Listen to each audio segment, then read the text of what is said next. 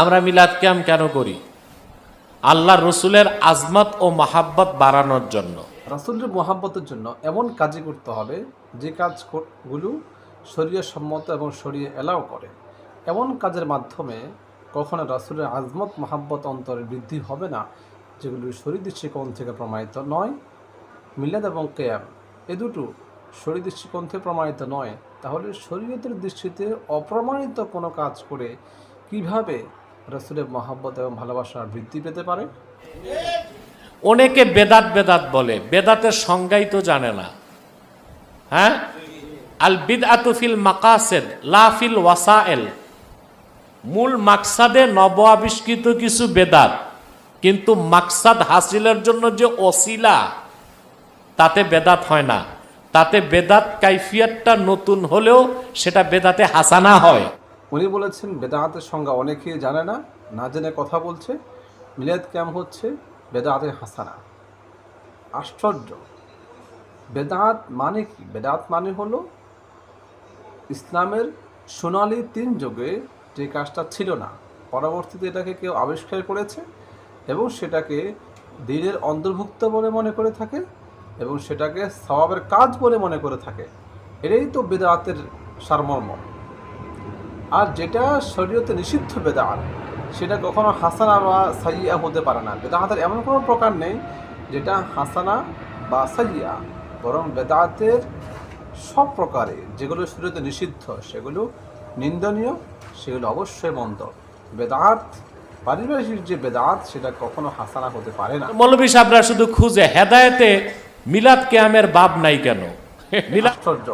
কোনো মৌলভী সাহেবে হেদায়েত কিতাবের মধ্যে মিলাদ কিয়ামের অধ্যায় খোঁজ করে না, কারণ মিলাদ কিয়ামের কোনো অধ্যায় হেদায়েতে থাকার প্রশ্ন আসে না, আর কোনো মৌলভী খোঁজে না।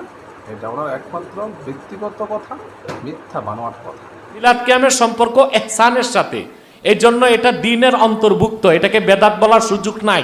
মিলাদ কিয়াম কোনো দিনে অন্তর্ভুক্ত বলে মন্তব্য করেছে, অথচ দুঃখজনক বিষয়, মিলাদ কিয়াম কখনো দিনে অন্তর্ভুক্ত হতে পারে না এবং এটাকে বলেছেন এটা বেদাত হওয়ার কোনো সুযোগ নেই। অবশ্যই প্রচলিত যে মিলাদ কিয়াম রয়েছে, মিলাদ কিয়ামের যে আনুষ্ঠানিকতা হয়, এটা নিঃসন্দেহে বেদাত। এটাকে মানুষ দিনের কাজ মনে করে থাকে, এটাকে দিনের কাজ মনে করাই তো বেদাত। এটাকে মানুষ সওয়াবের কাজ মনে করে থাকে, অথচ এটা কখনো সওয়াবের কাজ হতে পারে না, বরং এটাকে সওয়াবের কাজ মনে করা, এটাকে দিনের কাজ মনে করা, এটাই তো বেদাত।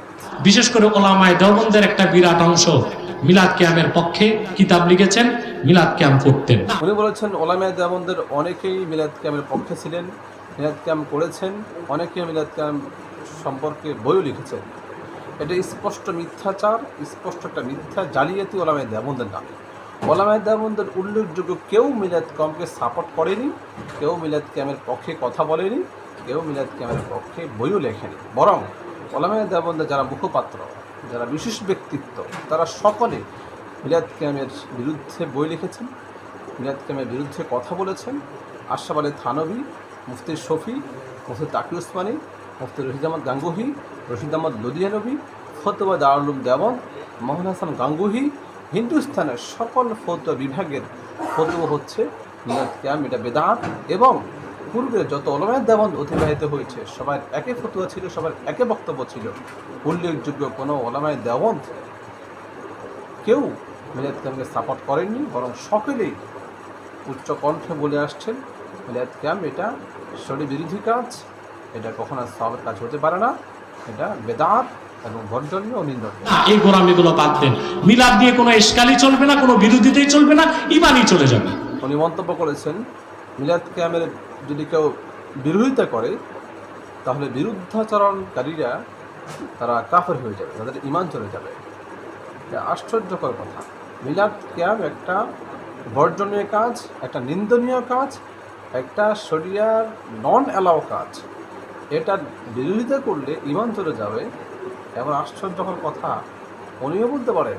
আহলে সুন্নাত জামাতের মতে মিলাদ শরীফের কিয়াম সালাত ও সালাম পড়ার সময়, তাওয়াল্লুদ পড়ার সময় আদবের খেয়ালে যদি কেউ দাঁড়িয়ে যায়, সেটা মুস্তাহাব, মুস্তাহসান।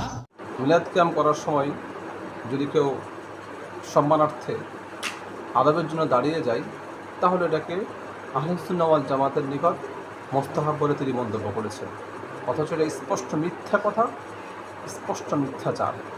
আহলুস সুন্নাহ ওয়াল জামাতের কাছে মিলাদ কিয়ামের সময় আদাবের জন্য বা সম্মানার্থে দাঁড়ানোকে মোস্তাহাব বলার কোনো সুযোগ নেই, বরং এটা অবৈধ না জায়েজ।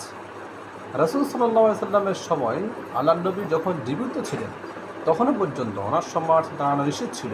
তখন দাঁড়ালে আল্লাহর নবী নিজেই নিষেধ করতেন যেন কেউ না দাঁড়ায়। সেক্ষেত্রে এখন আল্লাহ রাসূল নাই, শুধু ওনার কথা স্মরণ করে সম্মানার্থে দাঁড়াবে আর সে দাঁড়ানোটা উত্তম হবে, এটা তো হতে